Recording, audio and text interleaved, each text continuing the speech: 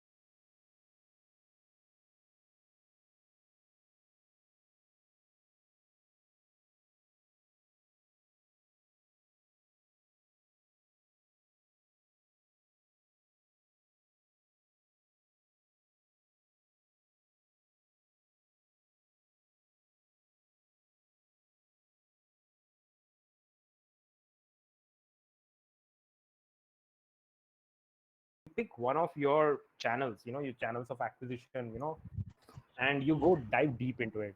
Say you choose paid media as your channel of expertise.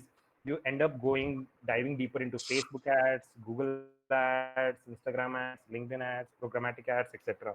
So this is like a concept which has been there. I think it's got started by Buffer, and it's been there for quite some time. But this is how a 2020 marketer is supposed to look like. He's supposed to be somebody who understands everything, like a jack of all trades and a master of one. Not none, but one. So you'll dive deep into paid ads. You do all this stuff. So this is how you must, if you are looking to, get into the marketing field and you want to develop your marketing career, you need to start thinking from this perspective. Okay. So what are the important things in a T-shaped career? So you need to have your base knowledge, and this is your non-marketing knowledge that will suit you well no matter your job. These are basically your soft skills. These are skills like how well do you work in a team, how well can you manage a team, how well is your grammar. A lot of people in marketing don't have good grammar, and it's a very important thing to have good grammar, and I think that's the base knowledge here. So yeah, non-marketing knowledge is base knowledge, and this is your base. You need to have all these skills. These are basically your soft skills. And the next thing would be your marketing foundations, and these are marketing specific subjects that we just saw, like content marketing, email marketing, paid ads, e-commerce marketing, etc. And you need to have a good foundation in this, and then you dive deep into one of these channels of acquisition, and that is basically your channel expertise. So if you are trying to make a career in your marketing as a marketer today, you will have to definitely start thinking from a T-shaped marketer perspective. So what are the top marketing jobs that you find generally right now in 2020, right now after the pandemic, etc.? There has been a heavy push on digital marketing jobs and all that, with people having more time, the screen on time increasing, people spending more time on their phone, on their laptops, etc. Marketing is becoming more and more important, and these are the top jobs that you usually find in the marketing sector. Paid media is basically your media buyers. These are people who do your Facebook ads, your Google ads. These are basically people who buy your ads. So that's an all-time classic job. It's always there, and it will continue being there also. The next thing is your content creator, and recently I've seen a shift into podcasting, into vlogging. So your content creators are all these people who make content for vlogs, for podcasts, for Instagram, for LinkedIn, for your blogs, etc. So this is another job that a lot of people, I mean, you find a lot of what do you call you find a lot of demand for, basically. The next thing is basically an automation specialist, and these are your jobs basically where you do some form of life cycle marketing in an omni-channel way. So when I say omni-channel, I'm talking about push notifications, I'm talking about emails, I'm talking about SMSs, etc. And you use a lot of automation flows. You set up automation funnels. You use basically software like MoEngage. You use software like CleverTap. You use software like ActiveCampaign, and these are the automation specialists. You use Zapier, etc. You're trying to connect between platforms.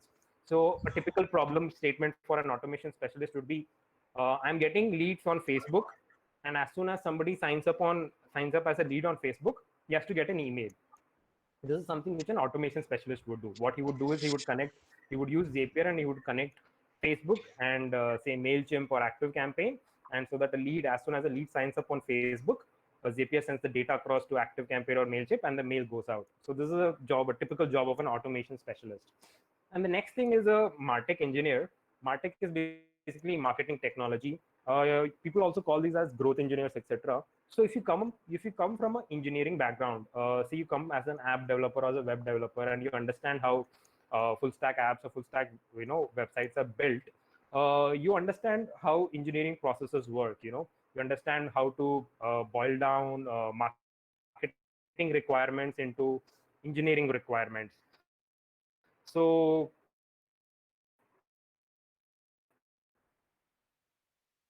we were just not talking about this whole IDFA called as a server to server API system. So what happens is, instead of a pixel, whenever somebody signs up, you send an API request from the server directly to Google server. Now I know this is kind of like a bouncer for a lot of you, but as a martech engineer, this would be the kind of problem statements that you would be, handling. If your app is like Android and you'll be like, how do I implement a S2S system? As a martech engineer, you'll understand how the marketing side, how the attribution works, what all variables do you have to send, etc. And as an engineer, you understand key what are the requirements looking like. I have to probably send some, HTTP requests. You'll have to have some form of scripting for this, etc. So these are the kind of problem statements that a martech engineer would probably dive into. Lastly, you have your creative, and this is like the evergreen section. You have your copywriters, you have your video designers, you have your video editors, you have your graphic designers, and this job is like, I would say, very automation proof because it's heavily oriented on creative and creativity. You'll see a lot of tools coming up in the space which will make your workflow easier. So you probably wouldn't be requiring so many creative persons. You probably require one creative guy can only do video, etc. Audio and image, etc. But this job is like a evergreen thing, and I feel this is the most automation proof job that we have here. Now, let's go to the next part, which is basically resumes and interviews. So what is a resume? A good resume is basically good advertising, and the product is you, right? You're basically trying to pitch yourself to prospective clients, prospective businesses, prospective, companies that are looking to hire you, and you're trying to, pitch yourself through good advertising. So what are the 5 tips that, okay, these tips, I mean, there are a lot of people talking a lot of things about great resumes, and this field is like, I mean, this topic is like filled with articles. So you'll find a lot of great advice on the internet, but these are the tips that I personally think are very important. Over the past 2-3 years, have hired a lot of people in engineering roles as well as in marketing roles, and these tips are, I feel, these are the things that I personally look for when I see a resume.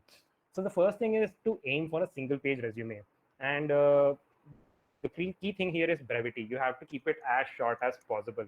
I'm not sure if you guys have actually seen this. Some time back, Elon Musk resume. There was this company called No Resume, and this thing went viral actually. This is not his, he hasn't made this resume, but the idea is that these company, they just did some research on him and they made a one-page resume for them. So this is a resume builder. So it was a nice viral marketing campaign for them. But the idea is that if Elon Musk can fit his whole career in one single page, all of us also should be able to do that, So that is the key takeaway here. The idea is to keep the resume as short as possible, because to be honest, the hiring managers or people who are sitting behind and looking to hire you, they don't have a lot of time.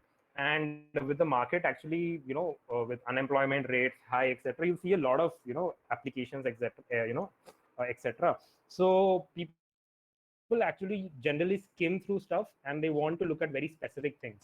And as a person who's hiring, I have very specific requirements, and these requirements I generally post on the website, and I say ki, these are my job requirements that I want prospective hiree to have. So a very important thing you guys must do is research and look into what kind of skills that these people are asking. So the second point here basically talks about that. You need to have an engineer before and you're applying for a marketing job. I don't really care if you built Android apps or if you're really good at, Android apps, or if you're really good at, say, Ruby on Rails or etc. What I'm really looking for here is like a marketing role, and not just marketing role. Maybe I'm looking for an automation specialist. So your experience must be highly tailored for the requirements of the job, right? And the third point is, kind of elaborating on the same second point. You need to have the right skills for the job based on the posting. So have a look at the skill section of the job requirement. People usually generally fill this up section with whatever they expect for this, and you might not have all the requirements that is required of a potential hiree, but usually, as a rule of thumb, even if you have like 70 to 80% of the requirements, if you're qualifying for like 70 to 80% of the requirements, the company would be ready to train you for the rest of the 20 to 30%, provided in the interview you show that you're trainable or you're coachable, right? So So the main key takeaway here is to research heavily on the requirements, on the job requirements, and to tailor your resume for that requirement. So there will be very specific keywords that these people are looking for. Make sure to have those keywords on your resume. If they're looking for an automation specialist, make sure to make sure to enter on your resume that you are a specialist in Active Campaign, or you're a specialist in Clever Tap, or that you are or that you have run life cycle life cycle marketing campaigns, etc. And the fourth point here is quantifiable achievements. And what I mean by quantifiable achievements is you can't have vague stuff. You can't just say that I ran a acquisition campaign for an e-commerce brand and it was very successful. I mean, as a marketer, what am I looking for? I'm looking for somebody whom I can work with. And as a marketer, it's very important that you're data driven. So if you're somebody who vaguely says कि हाँ आज रोआ ऊपर चला गया, uh, this is not the kind of person that I want to work with, right? I want somebody who understands the nitty gritty of the business, understands what the metrics are actually looking like. And your resume is your first shot at actually presenting yourself to the your prospective employer. So you need to have quantifiable achievements. So you can't just say I ran a e-commerce acquisition campaign and it was very successful. You should actually say ki I ran a campaign for so and so time period and I decreased the CAC, or I increased decreased the CPM, improved the conversion rate, and by how much. These are the metrics, that numbers that people are attracted by. And people are looking for quantifiable achievements because data drivenness is like a very inherent core skill that a marketer should have in 2020. And the last part is, of course, try to show your own uniqueness on this resume. A lot of resumes are like cookie cutter templates from Google Docs or etc. So you can add in your own unique flair, add in a personal touch, talk about your own pet projects. If you have done some form of volunteering, or there are some pet projects that you have done some open source work, or you run a blog or an Instagram of your own, and try to display it creatively, because at the end of the day, a marketer is supposed to be creative as well. So try to bring in a unique aspect or a unique angle or a unique way of presenting your resume, and so that it stands out from the crowd, right? So these are some of the tips that I would talk about about the resumes. And just diving deeper into adding skills to your marketing resume, I just spoke about this, but I'll just run you guys quickly through it. So list all the skills you believe that you have, and then you read the job description for the marketing position and list all the skills that they have asked. Okay, and then you try to correlate these two things, see what skill is as close as what they want. And once you find out the ones that are kind of overlapping, remove the rest and add whatever is overlapping in your resume. And the tip here is to use action verbs to describe your work experience. This is something that I personally enjoy. There's a lot of people who say don't use action verbs because it looks like fluff, etc. But I don't know, I feel action verbs do connect well. Okay, great. Now, these are some pro tips. This is coming from my personal experience. The most of the hires that I have personally ended up making are people who have provided me a great cover letter. And by a great cover letter, I mean, I think Elson is the best example here. Elson didn't go ahead. I don't know if he gave a cover letter to Varun or something, but he actually, went above and beyond and showed. He wrote in the cover letter, he actually did a lot of research on us. He did a lot of research on who we are, what our story is, where we are, and where we plan to go. And then he showed that how he can help us go from A to B, and how his skill set, how his origin story, how everything connects well, how everything connects and plays out well in our favor, and how there is synergy between both of us here. So a great cover letter is easiest way to stand out of the stack. uh, Half the people, I mean 90% of the people are just sending cookie cutter cover letters saying that so and so, I have so much experience, I graduated from such college, I'm looking forward to working with you guys, etc. But that is just I'll just lose my attention. I'll just skim through it quickly, and I'll probably what do you call it, archive it. But if you have a cover letter which is personalized, which shows that you have done some good research behind this, there's a good chance that you're going to get picked out for the interview. Okay, and the next thing is references. This is something which this is a tip for you in a career. Never burn bridges. So say you have a tough boss, say your job is bad and you are looking to move over to the next one, but you should never burn bridges here, basically because companies usually look at referrals or references as a very important part, part of vetting the candidate. And if I see a reference from your previous boss saying that you're such a great candidate and you would be a great fit for any team in the future, that is actually a very powerful reference for you to use in your resume. And that is actually a very powerful reference for you to use in your interview. Varun, there's a lag. Varun, your audio is off.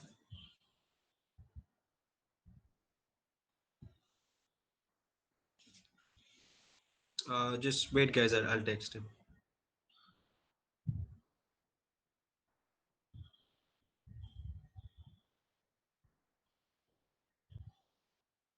Okay. Hi guys, can you hear me? Yeah, yeah. Now we can hear you. Yeah, Oh, sorry, I just lost my internet, so I had to switch. Okay, great. So you can hear me and see my screen, everything fine, right? yeah, yeah. Okay, so I was talking about references, right? So here's the point I'm trying to make. When you're working in a company, who is going to be your biggest enemy? I mean, it's most probably is going to be your boss, right? I mean, he's going to be the biggest hurdle you're going to face, and most of the friction you find in the company is probably going to come from the boss. And if you are getting a reference from somebody like that, it adds like a heavy weight to your resume. It means that this is somebody here, somebody who can actually work in a company here, somebody who has faced problems but has still not burned bridges, and has salvaged the situation, and he's got a brilliant reference from his boss. This definitely stands out. So these are two things that you need to definitely pay attention to if you want to stand out from the crowd. Okay, now we'll dive into marketing interviews. So I have a few things planned out here, but here's the this is how I would this is the base foundation for good interviews, right? The first thing is prepare. And the thing, I mean, if there's one tip that I would like to give you guys, it is basically prepare. And by preparing, I'm not just talking about preparing for your marketing interview questions, but to also do research on the company, do research on the job, do research on where they are, have they just raised their funding, where are they planning to go in the future, what are their goals looking like. And you need to be like stalk your interviewers, figure out, try to get into their mindset, see what that person likes. I mean, I'm going kind of unethical here, but you need to actually stalk and kind of think of it like this is psychological warfare happening, right? And you need to know all the cards that your interviewer holds on his end.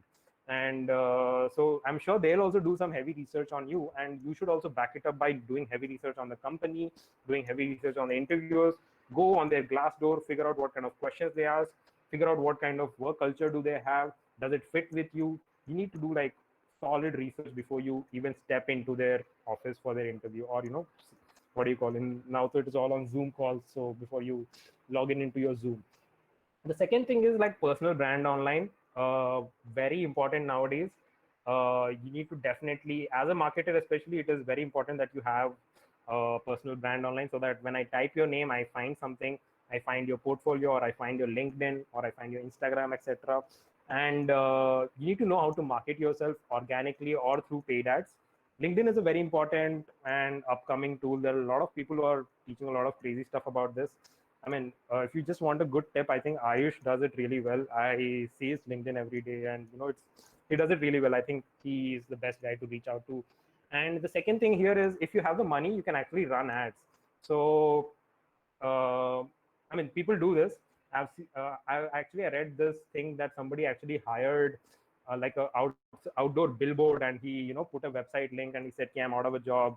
Okay, just check my portfolio online," and stuff like that. But in the age of digital, if you have actually applied for a company, you can run ads for you can run search ads, you can run LinkedIn ads, you can get your face, your resume, your portfolio out in front of the marketer, I mean, in front of the HR manager or the CEO or any other decision maker before you actually meet them, right? So a lot of creative things you can do around this space. A lot of people are doing a lot of crazy stuff here on online, so I would suggest you go online and have a look at it.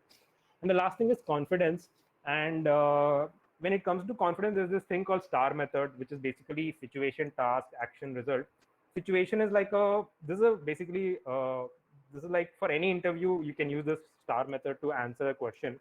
So situation is what I as an interviewer would give you. Here's an XYZ problem. Okay. Task is what would you do, right? What is expected to do. And action is what did you do, right? and result is what happened. So if you break it down into these four things, like STAR, it is a very what do you call comprehensible form of explaining your work experience or different problems and challenges and how you face them and how you solve them. So this actually kind of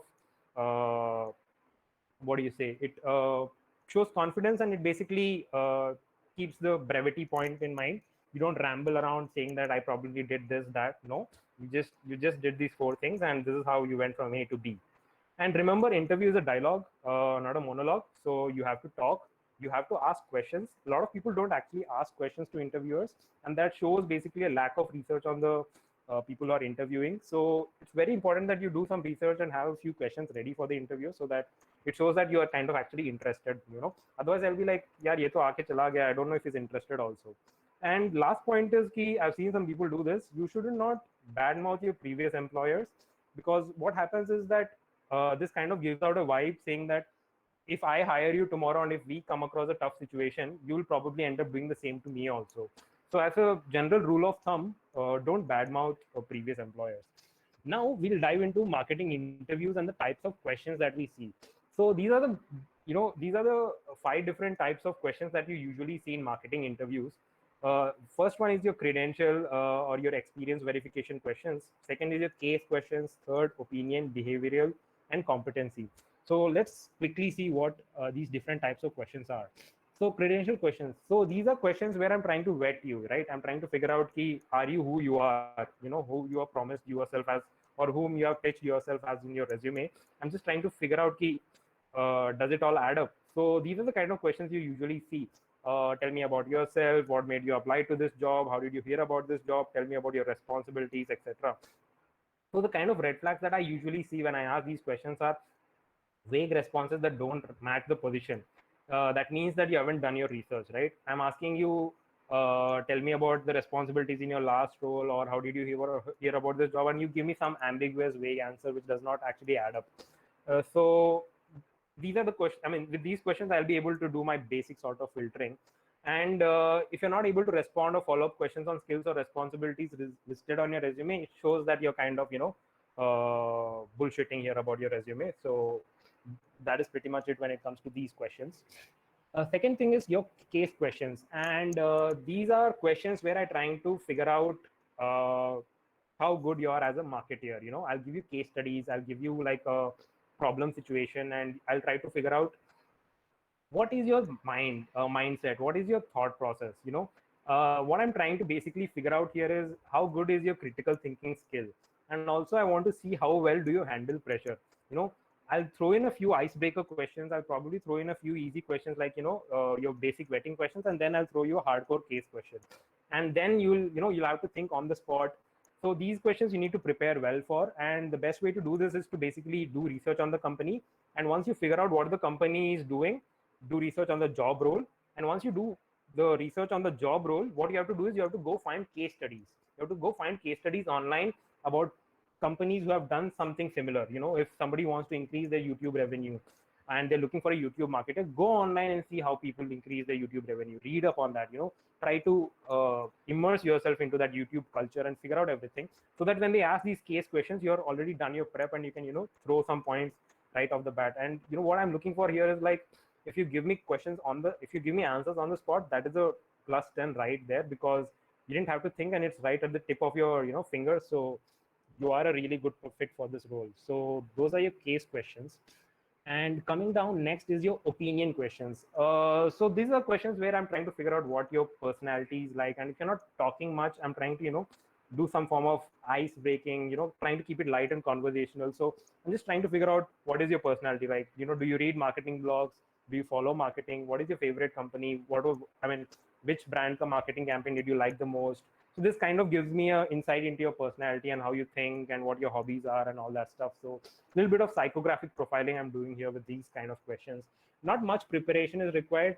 The general rule of thumb is to just keep yourself up to date with the news and happenings of the marketing industry or your specific job role, whatever industry you're into. Just have a good understanding of what is the top trends happening, what are the top softwares, what are the top campaigns, stuff like that. So yeah, just basic reading on current affairs would be good enough for these kind of questions. Next are your behavioral questions, and here I'm trying to figure out how you would react, right? And these are questions where I'm trying to see if you all fit with my company ka culture. So as a startup, it is very important for me to clearly mention to the person whom I'm hiring that, you know, we are a very fast-paced startup, and you know, we look at, you know, move fast, break fast, and you know, learn whatever that quote is. But yeah, you get the point, right? You have to, these questions are basically trying to figure out how you fit with my company's culture, and how would you react to specific roles or specific scenarios in your job. So look at this question.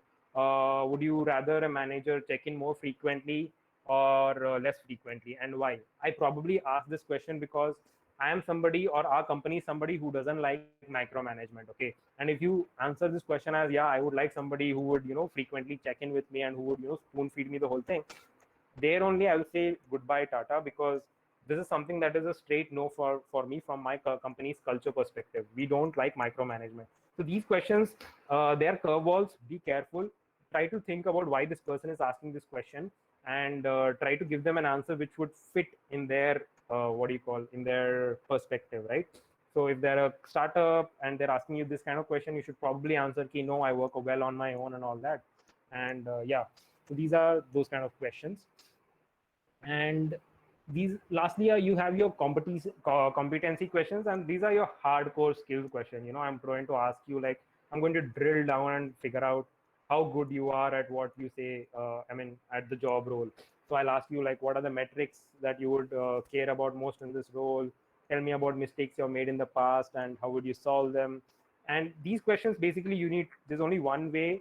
You have to, you know, prepare like crazy. You have to do a lot of reading. You have to read up on case studies, and more than that, you should also have some form of projects in your hand before. Stuff like you need to have worked on. You know, you need to have run ads before you go apply for a ads manager job. Otherwise, you wouldn't know what CPC is, what CPM is, and what CTR is, and right there and then I will just reject you off the bat, right? So these questions, just prepare very well. And if you're not applying for a job but you are planning to look for a job in the future, or something of you're looking for opportunities in the future, start working on projects in the sector that you're interested in, so that you get your hands dirty and you understand how things actually work. So when the time comes for you to answer these competency questions, these things come to you as second nature, right? Because you've already done so much in this sector and so much you have run apps so much, all these questions would be very easy to you. So this is how you would handle these questions. And lastly, you have your unconventional questions. These are just icebreakers. I'm just trying to, you know, get you all warmed up so that I can, you know, we can have a free flowing conversation. uh, you know, you just try to keep it light here. Don't give any outlandish answers. Don't give me any stupid answers. You know, interviewers are very judgy people, so they will definitely judge you heavily on what you just answered. But just try to keep it light and, you know, clean. So all right, I have a question for you guys, but we'll come to this later. Okay, now coming to the last part, which is your portfolio. Portfolio is like very important thing, right? And when it comes to portfolio, especially from a freelancer's perspective or from a job perspective also, it's kind of like your resume. And the thing is, this is going to be your first point of interaction with a potential client. So the idea is to have your best foot forward, and these are some of the tips I have for a great portfolio. So the first thing you need to have in your portfolio is like some form of a branding and some form of a story. And how I like to usually do this is to define my process. And by defining my process, I mean that I usually try to, you know, you should usually try to explain what your process is like, what kind of a person you are. If you're like an analytical person, here's how I would actually do your job. You know, I would probably do heavy research on marketing first, you know, market research, figure out the angles, and then, you know, because I'm a numbers person, I will figure out some metrics to back all my hypotheses up, and then I would go ahead, set up your campaigns. And even in the campaigns, I'm a analytical person, so we would have a very proactive approach about reporting and all that stuff. So try to find out your unique angle, how you would stand out, and try to make your whole portfolio stand around this. You know, you need to have a story. I think Sumed and I, we had a good chat about this in the PL3 WordPress stuff. You need to have a story or branding for your portfolio website. The second thing is past work, results, and like I said before, quantifiable metrics to back it up. So your past work could be anything and everything, but remember to have your past work very relevant to the kind of clients that you want. This is the point 3 that I'm actually making. So if you're actually a, say you're a marketer and you're looking to find ads for find clients for running paid ads, it doesn't really make sense for me to look into your, say, WordPress skills, right? That is something which I would probably skip on, because a person, again, a lot of these people, they're very busy and they don't have a lot of time, and they'll skim through your work very quickly. So try to keep it as short as possible and try to keep as much relevant work as possible on your portfolio. And if you don't have relevant work to show on your portfolio, go ahead, show your dummy projects, go ahead, show the work that you've done on our mentorships here, show all these various assignments that you have done. Go ahead, or display that. And if you don't want to show dummy projects, you could go ahead, do free pro bono work. You can go out and reach out to NGOs, reach out to your friends and family and offer them some form of marketing services. And once you offer them some services for free for some experience, you can show these as your portfolios. And if you have some form of mentions, or press or any testimonials, is a very important thing to have on your portfolio. Nothing works like word of mouth, and testimonials is as close as it gets to word of mouth in our digital age. And lastly, give freebies. When I talk about freebies, I'm talking about ebooks, I'm talking about blog posts. I'm basically talking about giving back knowledge. And if you showcase your knowledge out there on this website or on this portfolio as a blog or as an ebook, etc., the client would know that, okay, this guy actually knows what he's talking about. And it also becomes a good form of inbound lead generation for you, because a lot of people would be reading up on your content, and then they'll be like, hey man, this content makes sense, I would like to work with this guy. So it also acts as a very good inbound lead magnet for you guys. And freebies is also, it shows basically that you have the knowledge and you can back it up with the words that you put on your website and stuff like that. So overall, these are the tips I would these are the things I usually look for in a great portfolio. And I think let us head to Sankalp and see what he has in store for us. Hi Sankalp, are you there? Hi guys, am I audible now? Yeah. Finally, there was some weird glitch that prevented me from talking earlier. Anyway, Okay. thanks Varun for that presentation. There were Right. really nice, actionable points that people can take note of. So, guys, first of all, really excited to be back to for another session with you guys. This time it's towards the end of the Pro League, and I get to see you all graduate. So my presentation will shed some new perspectives on how you can take your careers from here. Varun just spoke about the employability or the employment path, but there are other paths as well that uh, I want to talk about that might pique some of your interests. So let me go share my screen.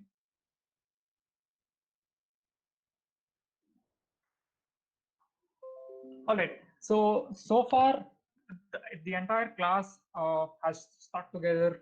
You've worked in teams. You've learned together more or less, and achieved a common goal. And here is where your journeys separate. Each one of you have different ambitions, have different goals on what you want to become, and this is how you start preparing for each of your goals. And this is where all your paths deviate.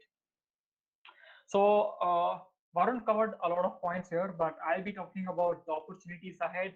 What are the skills that are required for each of these opportunities, and also how to hunt for jobs and maybe even ace your interviews. So placements, a lot of people that I speak to in the Avalon army or in the world outside there dread placements. They look at it as the ultimate test. It's like a do or die battle arena for most people, because they get pushed out of their comfort zones. They get asked questions that they're not prepared for, and they might not even have the skills that the companies are looking for, but that's okay. Nobody expects you to be perfect. Not every company expects you to know everything before they hire you. And we are people like that. We've hired people who knew only 30%, 40% of what we expected, but at the end of the day, we look for people who are a good fit for the team. So as Varun said, you'll again be selling, but this time the product is you. Uh, Throughout the Pro League, what you guys have learned, these are real world skills. You can start working on a real statement today, and you'll be able to do it successfully. You guys are definitely ready for it, and we mean it. All right. So looking at the future prospects from here on, there are four foreseeable prospects that I see. One, you guys become employable. You guys look for a job. You join a company, a startup maybe, or an MNC, and start working. That's one way. The other prospects are you become freelancers. So let's say you don't want to work under a company. So what you can do is start reaching out to companies that are hiring freelancers. Either you can become their graphic designers, or you can become their Facebook ad manager, in a freelance position, or you can be an entrepreneur. Entrepreneurship need not be fancy. Running an agency is equally as sexy. You guys could team up, form your own company, and start working with clients. That, that's how we started. Avalon was always a services company before we became Meta. And the final thing that you guys could do is upskill.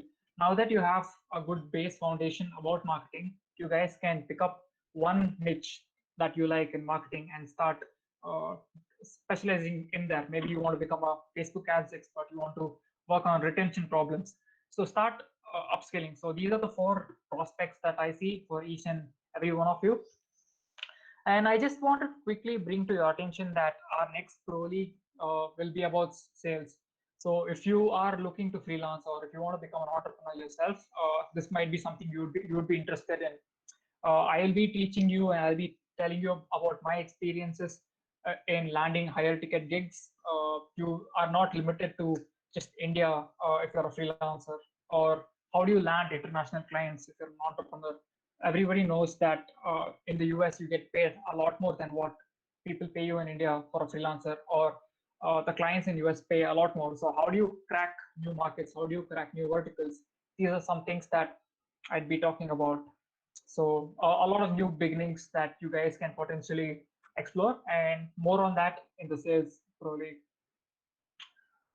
So coming back to employment at hand, as Varun said, the skills you guys learned this Pro League, I look at it in four broad categories. One, you guys can become CRO specialists. You guys know how to audit websites, how to optimize for higher checkout rates, higher add to cart rates. So these are some problem statements you guys have worked on.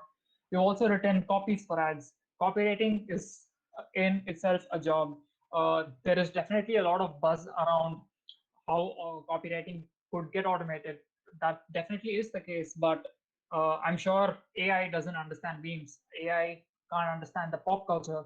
So as long as you are up to date with the current affairs, you are creative, and you have the skill that a copywriter needs in current date, it's definitely a viable and a high-paying job. You guys ran some ads. You know what ad sets are. You've done a couple of campaigns. So Facebook ads is another expert, is another lucrative job that you guys can potentially target. And finally, you've also been exposed to the elements of design. So if you think that you would be a good designer, or if you fancy being a designer, you can take the step forward from here on. All right, so Varun just covered a lot about resume and portfolio, but I just wanted to bring one point to your attention. When you apply for a job, either on LinkedIn or angel.co, what you see is just one process. You go upload your resume, maybe write a cover letter, and then that's it. But behind the scenes, a recruiter gets hundreds, if not thousands, of resumes for each job, and he might post on 5 6 different platforms. So it's very important that you establish that connect with your potential manager, or whoever is, or the HR person who's looking at your resume. You guys have to stand out, make that initial impression in the first 5 to 10 seconds of that resume, of the opening of the resume. If you don't do that, then all the hard work you've put in behind the resume is gone to dust. I would also recommend, another thing that I would actually recommend you guys to start doing is start creating video resumes. Nothing adds that human touch like what a video resume does. Trust me, If you were to speak with Varun today, if you were to get his attention, video is the only way that you would do it, and that's how people do it. So shoot a nice video of yourself explaining why you think you're a good fit for the role you're applying. Talk about your experience, talk about the skills you possess, and then sign off. Just say thanks for your time and sign off. Video resumes have proven to have better conversion rates than your paper resumes. And nothing wrong with paper resumes as well. Just make sure that it's a one-page resume that highlights exactly what people are looking for. You don't have to be super fancy about your resume. You can straight up talk about what you have done and be very straightforward with it, because sometimes you might want to look smart, but that might convey a totally different meaning. And I'll give you an example what I'm talking about here. So let's say you worked on a campaign and you've reduced the marketing spend while increasing the revenue. So you might think it's smart to say reduce the marketing spend of a overall campaign. Although that is technically true, uh, that does not justify what you have done, right? If you've actually reduced the spend of a marketing campaign, that's actually bad, because people only cut down spends if a campaign is doing poorly. So it adds a totally new meaning. So I would say keep it straight, keep it simple, and cut to the chase. And another thing that I see most people do mistakes on is how is their tone of voice and how they communicate what they do. People in job postings usually put what they are looking for in simple sentences. All you have to do is take the same sentence, modify it a little bit to add what you have done, and then just paste it on your resume. Each and every job, I would say, each and every job posting requires a separately new resume. You have to sell peaches to people who are looking for peaches. If you sell apples to people who are looking for peaches, it doesn't make sense, right? They might not be interested in it, no matter how good your uh, apples or peaches are. So you get the point. Be straightforward, be smart about how you work. Some points that Varun's covered.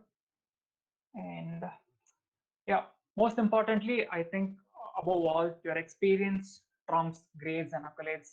What you have done in the past, what you are capable of doing is all that a company sees, not what your 12th standard marks were or what your 6th standard marks were. Those are irrelevant. You have not worked on real problem statements back in the day, and that is not what we look at. So coming to job hunting, there are different ways on how you can look for jobs. One of them definitely being LinkedIn, Angel Times Jobs, your job portals. The second ones are your referrals. Guys, you have to go out, speak to people, and ask if their companies are hiring. There is no other way about it. You might be an introvert, you might be an extrovert, but at the end of the day, if you don't go out, advertise yourself, sell yourself, you will not be able to land jobs. And there is no shame in asking for jobs. Uh, when you start, and another mistake that people I see people do is on LinkedIn, you send them a connect request and ask them, hey, do you have any openings in your companies? Understand that LinkedIn is not your job portal in itself. It's a social media which also has a job portal. These are two different aspects of LinkedIn, and make sure you differentiate the two. The same goes with Instagram. If you were to directly text Zomato asking if they have an opening and marketing position, what are the chances that they'll actually get back to you? It's very straightforward. So you'll have to use the right channels to do the right things. Build your rapport, build connections on LinkedIn, and reach out to them either on emails or apply to the job portals directly. Don't mix the two. Again, coming back to referrals, if you know somebody who's working on a company that is hiring, don't be afraid to reach out to them. Ask, ring them up, email them saying that you noticed that the company is looking for so and so position and that you were interested and you wanted to have a conversation with them about it. The more you know about a company, the higher chances you have in landing a job. And in most companies, people who refer other new employees get a bonus. So everyone's incentivized to get referrals on board. So always keep that in mind. And referrals are the easiest way to get into an interview. You can bypass all the middle stages, all the first steps to getting that interview. Referrals are the easiest way to do it. So I would recommend you start with referrals, go on to job portals, and then start your outreaches. And thirdly, there are going to be companies that are not hiring. They might be your dream companies. The only way to find out if they are looking for a person, or if you think you're a good fit but the company is not hiring, the only way you can even find out is by directly messaging somebody on the team itself. As I said, shoot a resume or send them a really personalized email on why you think you would be a good fit, and ask them if they are open to hiring a new position. Along with that, it's very important you demonstrate your skills. For example, if in the e-commerce, if you're interested in the e-commerce side of things, and you notice that your dream company is not really optimized its checkout flow, so design a new checkout flow. Think why yours will be better than what it is today. Do some market research on how other companies are doing that. And send it across. Say this is you came across this on your research, and you think that this could be a valuable addition to the marketing team. So these are some of the ways you can demonstrate your skills. And I know most of you are freshers, so getting companies to convincing companies that you have the experience it takes to hire you is going to be hard. So show your experience where you do have. Do not fake it. Do not say things that you have not done in the past. Rather, if you have exposure to some of the skills, mention it as skills, that these are some of the things that you are aware of but have not worked on it. People do value honesty, so that is a tip for you guys. Don't fake your experience, because either in the interview or on the job you are bound to get caught. So fake it till you make it does not apply to all the aspects of life.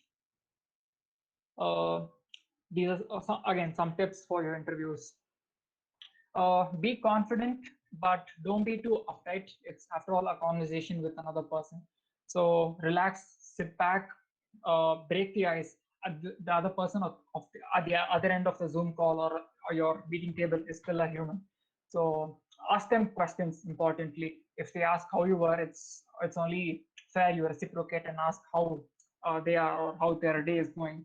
Ask questions that put yourself in the role already and ask questions from that perspective. Ask them what it would mean to be successful in that role. Ask them what would it mean for the company if you were to be successful in your role. Ask them about how what people are doing who were in your role before. Maybe even ask questions like uh, what is my future in this company 10 years down the line? If I were to continue in this role, what do you see fit for me? So these are some of the questions that you put yourself in the role and set yourself up for success. So people do value these. They want to see the enthusiasm from your end as well. That's pretty much about the interviews. And also avoid conversations around religion, around politics, anything controversial. You might have your own opinions, but you'll get into trouble if the other person has conflicting opinions. So these are some of the things that you'll have to keep in mind. It's okay to be on the middle ground for your questions, but also do have your own opinions. For example, how Varun asked, would you prefer to be micromanaged, or would you prefer to be let alone and be checked in once a week or twice a week? It's okay to say depends on the situation. I'm a fresher, so I wouldn't mind being checked upon twice or thrice. But then at the end of the day, people are hiring you for what your opinions are. It's okay to have strong opinions, but be careful about what you speak. So that's about the interview. And finally, guys, I have a request, and I also have this program in mind for everybody who wants to look for employment or jobs. So starting this Saturday for 2 weeks, I want every one of you to start preparing your resumes and portfolios and start posting it on Discord. We'll have a separate channel called the placements, where I want every one of you to post your resumes and your portfolios. Me, Varun, Suresh, Elson, Abhinav, we'll all look at your resumes. We'll tell you how can you make them better, or what are missing from your resumes. So feedback is very important when you first start hunting for jobs, because more often than not, the people who you submit your resumes to, they might not give you feedback. They might say that you are selected for the next round, or they might or even reply back if it's a reject. So you will be very frustrated if you don't have any form of feedback mechanism when you start hunting for jobs. And to bridge that gap, I've come up with this program. So you have to post your resumes and portfolios. The community can come in together to critique each other, to give feedback here and there. And I want you guys to practice mock interviews among yourselves. So let's say you're applying to the job of a Facebook ad manager. Find somebody who's equally interested. Go Google the questions that are usually asked and prepare yourselves. Because if you perform well in your mock interviews, you will be prepared for your actual interviews. You don't want to be caught off guard with a question that you're not prepared for. What'll end up happening is you'll start stammering, or you might take time to think. That will indicate that you're not confident about your skills, which is in fact not true at all. And more importantly, record everything, because the more you record, the more experience you get. You can always get back to your recordings and see where you have committed your mistakes or what can you do better. So again, constant feedback is very, very important until you get that first break. And let's say you want to become an entrepreneur. You're not really uh, you don't want to become an employee, or you don't want to be a freelancer, but you came across an opportunity for somebody else. Please post all of that on the placement channel, because at the end of the day, we are building an alumni network, and I want every one of you to be benefited from this network. So it's paramount importance that you guys share such opportunities.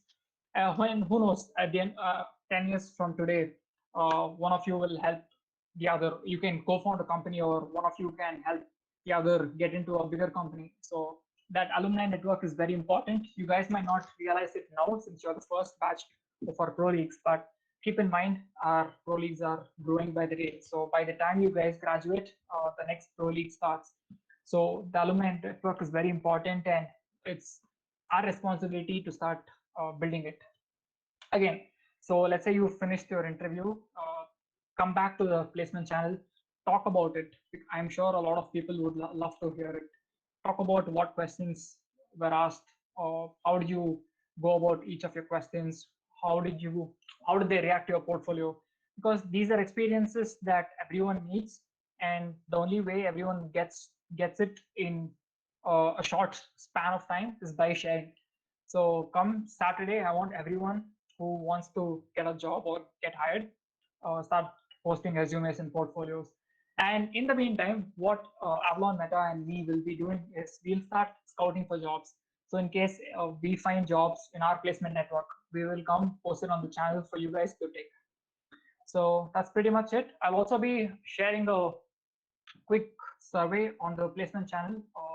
I just want to understand what you guys want to do in your future and how Avalon Meta can help you get there. So I'll open the floor for questions. You guys have any? Yeah. Before we go into questions, I actually had a interesting question for these guys. So if you could just stop sharing your screen, Sankalp. Yeah. Uh, hey guys, can you hear me? Can I have a yes or a no? I can hear you. Yeah. Yo. Okay. Great, great, great, great, great. Chat says yes. Okay. So this is my question. So this is a question that I came across on Twitter.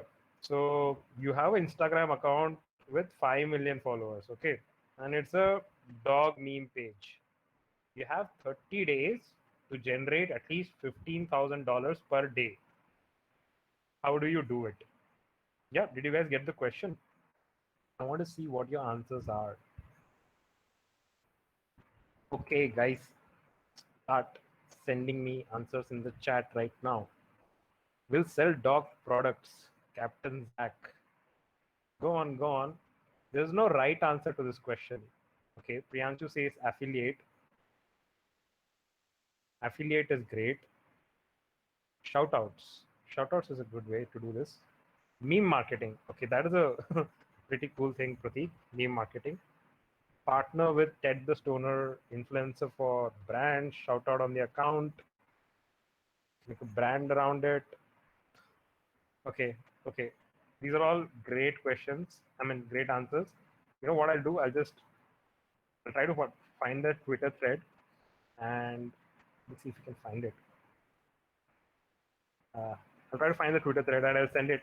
So there were some really interesting answers there. There were people talking about doing something like the doggy coin. I don't know if you guys have heard about doggy coin, Dogecoin. It's called DOGE.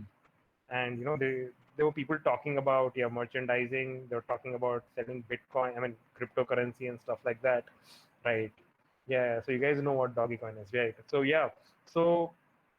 these are the kind of questions that you will probably encounter, and with the type of answers that you'll give, I'll understand how much experience you have in marketing, right? Yes, Dogecoin, right? Yeah, I mean, you can also make a Tinder for dogs. That was one of the answers that I had got, and you can definitely make a lot of money through that. So yeah, I mean, these kind of questions, they're rhetorical kind of. They don't have any right answer because nobody actually has done this. But you kind of, I'll be able to kind of judge and measure what kind of marketing experience you have, how much have you spent time in the industry, and what kind of insights do you get. These I'll be able to usually say from the answers that you give me. So yeah, guys, that was just a quick question that I just wanted to run you guys through. So do you have any questions for us? Does Varun Maya also run ads? Yeah, definitely. Quick way to find out if somebody runs ads is to just go on their Instagram, click on the settings on the three dots, and you'll see about the account, and you'll see what ads they're running. So yeah, you'll be able to see what ads Varun is running. Yeah. Okay, Sankalp, we have a question for you here. Any must-have tips for pitching for high-ticket projects? So Pulkit, yes, I do have a couple of them. Firstly, for high ticket clients, it's very important you understand the company, the industry they are in. And as Varun said, you have to stalk the company to understand everything about the company. If you have some inside information on what the company is looking for, nothing like it. The more time you put into understanding and preparing yourself to speak with somebody, or preparing yourself for the outreach, the more leverage you have in the conversations, because you get to be in the driver's seat of the conversation. For example, let me tell you this. Let's say a company is looking to scale its employees from 10 to 400 in the coming years. And let's say you're a HR tech company, you somehow found out this information. So it's very simple to get into the driving seat of the conversation. At the end of the day, sales is all about saying the right things to the right people. So it's very important you do your research properly and speak to and say things to the people who want to hear it. For example, a CEO might not be as interested in scaling up his marketing team as the head of marketing himself. A CEO might be interested in the revenue numbers. So as a marketer, it's very important you convey the right message to the right kind of audience. And that's the same for high ticket clients as well. And speaking of which, guys, one tip I have for you in this COVID market to get jobs is segregate companies based on industries. It's easier to create resumes for, let's say, just e-commerce first, and then maybe for other SaaS companies, because most requirements, most KPIs that e-commerce people look for would be the same. They'd ask you to know about ROAS, they'd ask you to know about retention, things like that. But if you, let's say, you were trying to sell SaaS products, then partnership comes in. You will have to have a lot of connections in the real world. So it's very important you segregate based on industry, and don't spray and pray. What I mean by that is, don't send your resumes to everybody and then hope for a right fit. Be laser focused on the industry, on a particular group of companies, and then start your conversations from there on.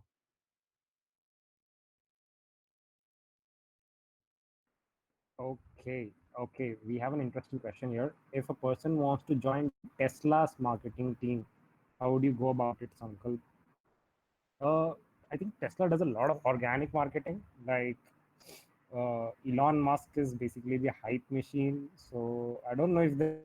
organic marketing that you can do with Tesla. they have interviews, he says that they're purely word of mouth and viral marketing. So I don't know if they have a marketing team.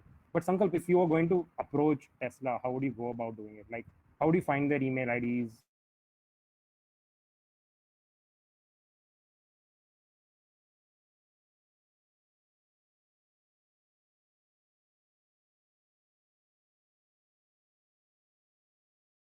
All that. So, Marketing, they always relied on word of mouth, and after Elon took over the company, he's kept it that way. So and Elon himself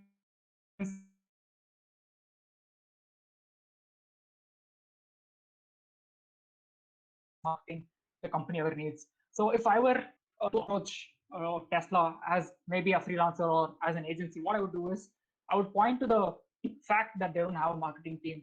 I'd point to the fact that most automotive companies have a marketing team and their sales definitely overtake Tesla's by a large margin. I would point to the opportunities that Tesla is missing out uh, on not having a marketing team. And then I would pitch in my experience. I would say I probably worked with Hyundai. I increased their sales by 400% this quarter. I increased their retention rate by 300%, things like that. I would pitch in plug in my experience, but I would also point to the shortcomings of a company. I wouldn't be too critical about it. I would not, let's say, talk too negative about a company, but I would definitely point to things that I would want to work on. I would want to improve in a company. That's how I would do it. all right. Okay. Let me see if I can find any other interesting question. Yeah, they don't hire, they hire only Americans. Very true.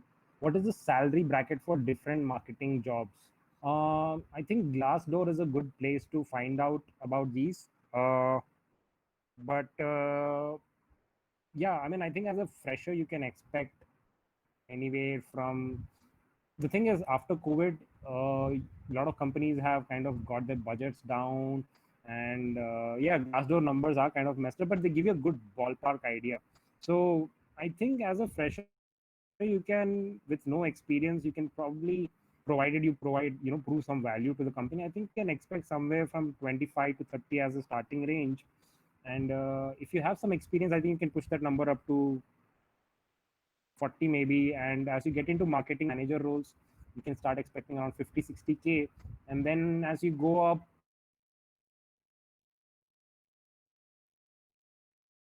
of a marketing, Varun, we salary lost you. barrier. And what I've seen is, okay, can you hear me now? Yeah.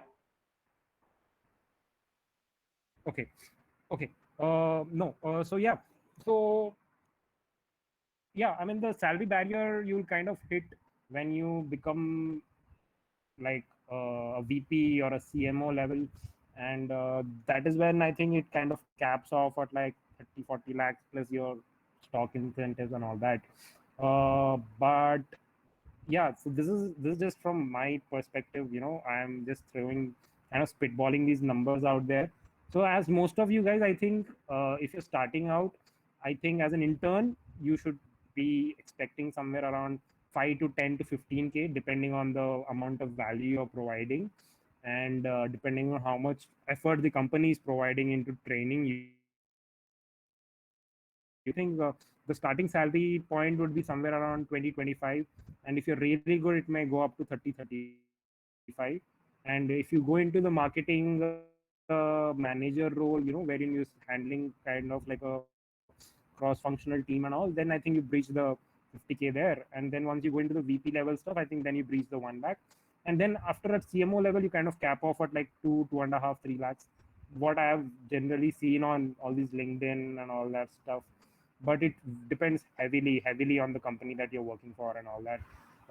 So yeah, guys, yeah. All right. Dishita has some question. Rish, some students started up for placing meme makers and all search for that. Okay. Varun, I think Cool, she's cool. answering his message. Yeah, cool. I got that. All right. I think I saw some questions before this. Mm, where where can I find questions? Guys, do you have any questions? Do we have any questions? We have Sankalp here. Okay, there's a question here from before.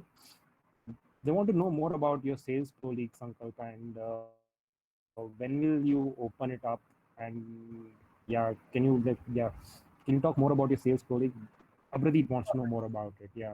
All right. So I'm looking to start my pro league towards the end of the month.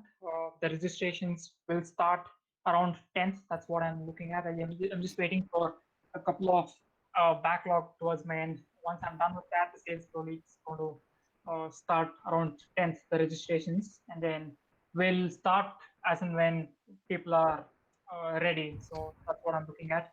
I will be teaching people about. I'll start with the basics of sales.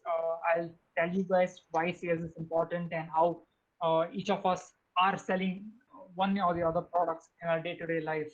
I'll also give you a lot of study material on how you can do things you're already doing better. So these are some of the things that I'm really excited to talk about in my sales story. Post which towards the end of the sales story, we will be actually doing a lot of role plays. You will actually, if you have a product, I will be open for you for selling that as well, given your marketing background. Why not just start selling products? So that's one way. And if you're an entrepreneur, I'll also be telling you about how to start a company, start you're getting your first top of the line revenue in. And maybe if you're successful, how to even set a company. So these are some of the points that I will be talking about in my sales story. Okay. I have another question here. How to close marketing deals with e-com brands? How to reach owners? Okay, I'll take this question up. A very simple way to do this would be to just go out there, research the website, research the e-commerce store, try to figure out what they're missing out on. Are they running Facebook ads? If they're running Facebook ads, are they doing cold ads? Are they doing retargeting ads? Is the messaging right? How is the checkout flow? Try to figure out all these things. Do heavy research. Apply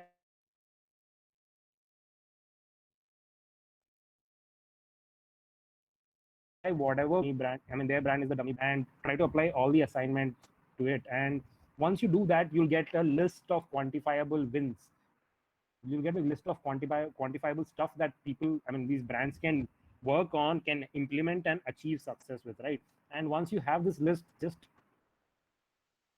reach out to this person on LinkedIn. You can use the sales navigator to get his email, or you can just use a premium thing to give him a LinkedIn message or something. Just reach out to him, and then hop on a call or just on the mail, just say this stuff. Say all these easy wins that they have, and tell them what kind of results they can expect by implementing this stuff. And when you show this stuff to, I mean, when as a brand owner I see this stuff, this is the kind of person I want to hire, right? I mean, I usually go through angel list, I go through LinkedIn to post and try to find people. Instead, what I'm finding here is somebody who fits the role completely, who is thinking for my brand, who is thinking about how to improve and how to scale my brand. And this is when, as I say, the rubber meets the road. I mean, this is where traction happens, and yeah, I mean, this is where magic happens. So this is how you do it. And uh, I think Rachit or Vishal, I don't know, somebody actually reached out to Captain Zach after our CRO assignment, and he straight up showed the CXL wala, audit, whatever he had done. And Mohit, the CEO of Captain Zach, was like, "Damn, dude, this is good stuff." And I think these guys they have some form of an engagement going on right now. I think he hired him. So yeah, yeah, Rachit, yeah, yep, he hired me immediately. So yeah, I mean, we had plans, we had plans to intro you guys to Captain Zach separately, but Rachit here, he took the initiative on his own. And like I said, the brand perspective, empathize with them, and see what their problems would be, and see how, and then try to fit in yourself as the perfect solution, right? Once this happens, you're already like 99% crowd say better, you're already in the top league. So yeah, just do this stuff, and you'll be fine. Do do US small brands funded hire Indian freelancers? Yes, absolutely. In fact, there is a great reputation out there for Indian freelancers. I mean, I've been part of some of these Slack communities, and I keep hearing that a lot of Pakistani, Indian, Bangladeshi freelancers offer to work for free to a lot of US companies just to gain some experience. And then, if the work is good, they try to get some form of engagement going on from there. So yeah, I mean, there's great reputation for us out there, guys. So feel free to go ahead and outreach, reach out to these people. They have no issues hiring Indians at all. If there would be any issue, it would probably be only the timing issue. But I'm sure even that can be fixed because we are all young and we know we don't mind staying up late and all that. So don't worry. How to find ads of someone who is not running their ads through their official Facebook page? Wait for their ad to show up, and once you find that page, you just go dive deep into that page. So that's how you do that. Okay. Okay. Do we have any further questions? What is scope of meme marketers? How to pitch along with my technical knowledge in marketing? I would let Sankalp take this question. I think Sankalp, you are the boss in Reddit, Shilling, and all this stuff. So yeah, I'm not very up to date with memes. Sorry, guys. Yeah, go Absolutely. ahead, Sankalp. So, Rishabh, you have to understand the audience first. So, people who understand memes are your millennials, that are Gen Z.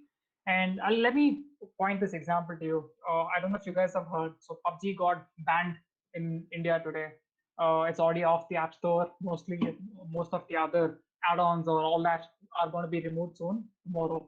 One company that actually capitalized on this ban is Zomato. They sent me a notification saying, hey, let's put a ban on that homemade sub-G instead of PUBG.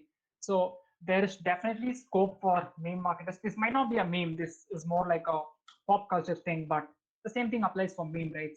Because memes are just your pop culture thing. So it definitely pays to be up to date with what's happening. It's very important to understand who your audience is.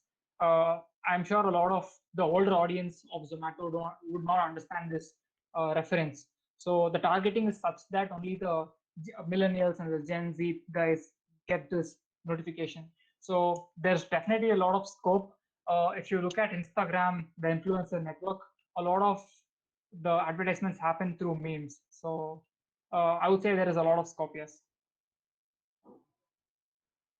In fact, Elon Musk himself is a great memer. All he posts on his Right. is memes.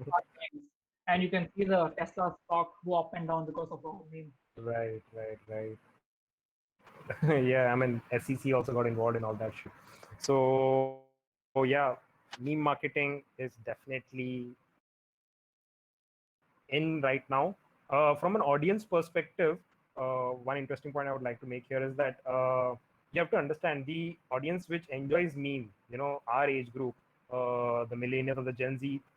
We are in this age group right now where we are kind of getting into new jobs, we have started earning and stuff like that. So recently you're seeing this audience age group starting to make buying decisions. Yeah, they finally have some form of buying power, and that I believe is going to be a big driving factor for a lot of like age old companies to finally get into meme marketing, because to reach to people like us, memes is one of the best ways.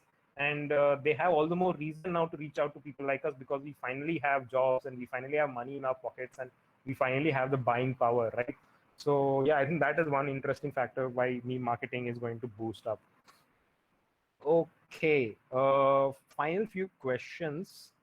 Let us take this one. Sankalp, there's a question for you. Can you tell me about Reddit marketing, how you scale SaaS from Reddit? Sure. So Reddit, you can capitalize Reddit in one of two ways. One, you can just run plain ads on Reddit.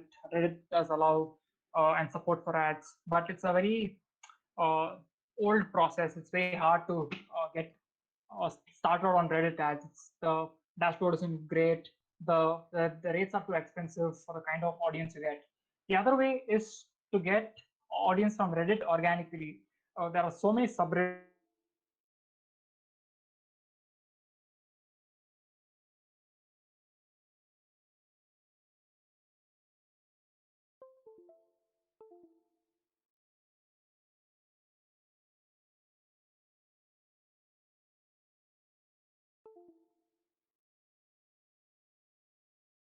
India.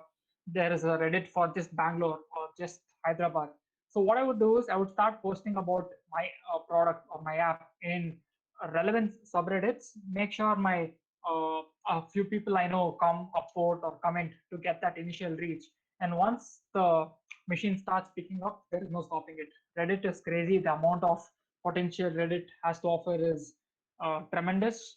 You just have to find the right products to advertise on Reddit.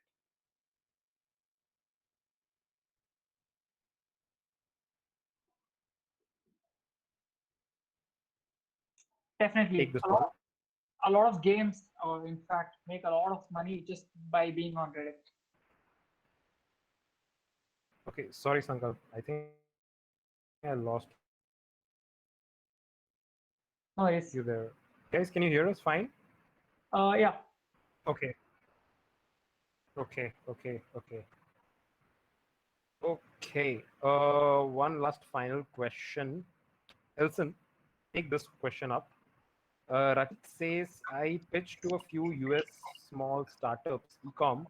They're not much interested in cart abandonment, browse abandonment, ads, and emails, but they are losing thousands of dollars. So how to convince them? Okay.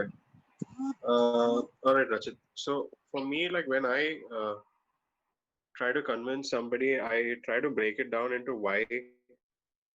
So I look at it.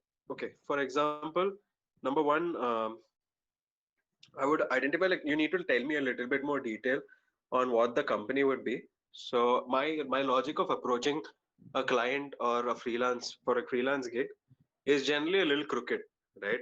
I don't generally just go about and tell them, hey, this is your this is your that, because I'm pretty sure they're aware of that. Now, what I would try to do is I would go a little meta and I'm pretty sure he knows that his cart abandonment rate is low, browse abandonment rate is low, because he is pretty much, probably a CEO and he knows all these things. Now, I would approach and I would say, okay, bro, not bro, the CEO or whatever, the marketing head, and I would be like, why aren't you focusing on this, right? I would try to find out, is it because does he have a lack of staff, or does he have the lack of resources to hire, or something like this? And then I would pitch him a solution to that problem, right? In case he is, and like first you address this problem. This is the definitely the best way to go about it, where you tell him, okay, you have this problem that your cart abandonment rate is low, this, and if he is aware of it, if he's replied to it, but he is not still taking it up, then the next thing that I would do is I would look into his thought process, and I'll be like, why isn't he involved? Why isn't he putting any attention here? Is he worried about something bigger than this? Does he have some other issue? And I will tackle him that. So for me, it's always about this is probably like just my advice, or it must not be the perfect way to go about it. But this is what I would do. I generally go into the mind of the interviewer or the freelance, the guy who's having the gig, and I try to hack his brain. I try to hack his brain. I want to understand his thought process. What is he thinking right now? How is he interacting with? I would study everything. I would study his team. Yeah, so it's a very long thing. It's not. I wouldn't say conversation. Say so. Yeah, I would crack this guy's entire team. I would literally stalk him up. Like I would find out who his marketing team is. I would stalk his marketing team. I would find everything about him, and I would poke holes everywhere. And I would come up and I would be the guy who has all his answers. I'll portray myself as the guy who has all his answers. Uh, or else, if I don't have those answers, I'll be someone who can learn these answers very quick. So this should be the process, I would say. Yeah. And to add to that, Yeah. Also, one more thing is, I'm sorry, yeah, go go ahead. ahead, Sankalp. Yeah. Okay, so guys, as No, another no, go ahead. important part of being a marketer is the ability to experiment fast and get the uh, results fast. So let's say if the guy is adamant and he doesn't want to try this out, why don't you try convincing him for a quick pilot? Tell him that for 1 month you will try this out on 10% of his audience. In case he sees results, then well and good, he could do the same for everybody else. In case it doesn't work out, it's just an experiment, no harm done.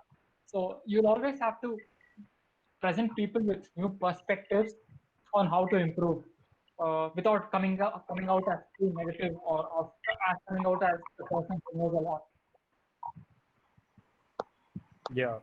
And Abradeep has a very good point here. Yeah, they do start out with minimal inventory and they do kind of focus on acquisition. These are those scammy businesses, I feel. Not scammy, I think you can call them early stage startups or whatever. But yeah, that could be a valid reason. And I think I think what Sankalp basically mentioned here was like try to create like a irresistible offer, right?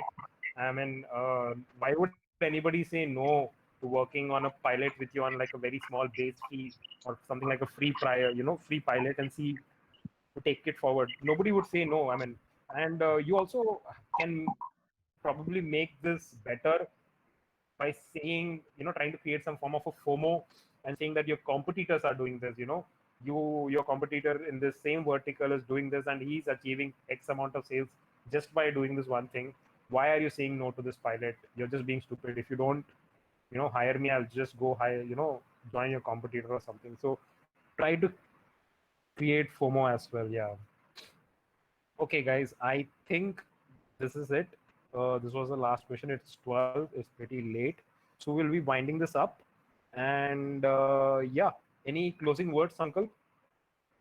So guys, for those of you who are keen on getting in, cracking a marketing job, I would like to see you all on Saturday in the Discord channel. So let's get started for the 2-week program.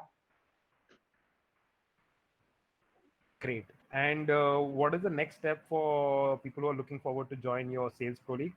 So, okay. So for anyone who's interested in the Sales Pro League, I will start sending you guys emails, or I'll post about it when I'm ready. Great, great. Okay, guys, you will be getting the decks from us. We will be sharing it. I'll get the deck from Sankalp and share it. And I'll also share my deck. Okay, so that is about it for today. Looking forward to your assignment submissions. And good night, guys. See you on the next live stream. Bye-bye. Good night. Bye-bye. Thank you, Sankalp. Thank you also. Bye. I guess.